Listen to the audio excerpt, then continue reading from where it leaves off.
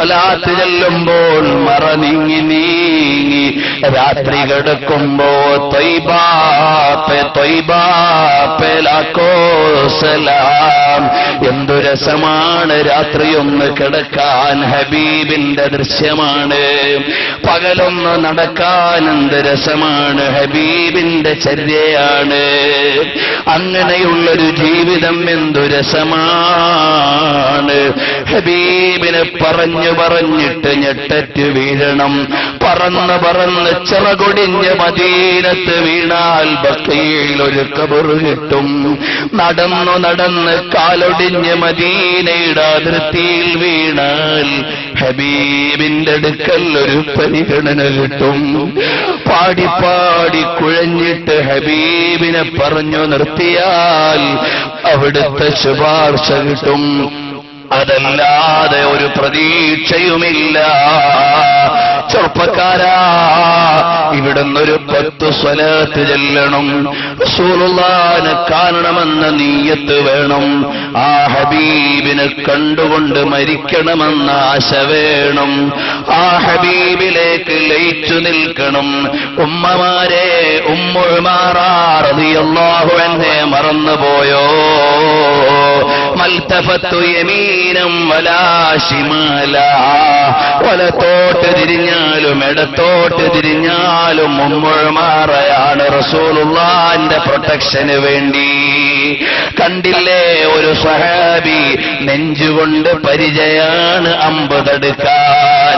കണ്ടില്ലേ, വേറൊരു സ്വഹാബി മുതുകുകൊണ്ട് പരിചയാണ് ഹബീബിനെ സംരക്ഷിക്കാൻ.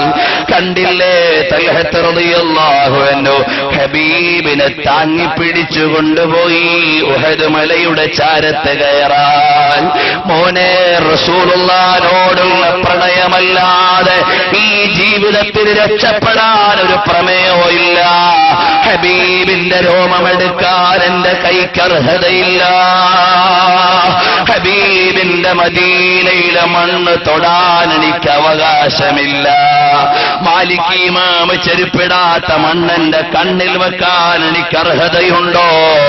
റസൂലുള്ളാഹിന്റെ രോമത്തെ ആക്ഷേപിക്കുന്നവരെ ഖൽബുകൊണ്ട് വെറുക്കണം സഹോദരാ.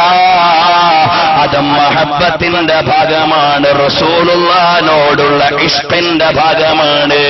ഈ ജീവിതം തന്നെ ഹബീബിനാണ്.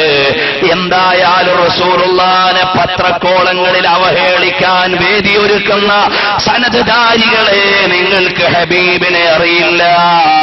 നിങ്ങളുടെ അന്ത്യം ഭയന്നോ?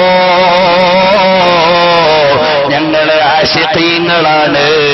യാ ആശിഖീന തവല്ലഹു ഫീ ഹുബ്ബിഹി.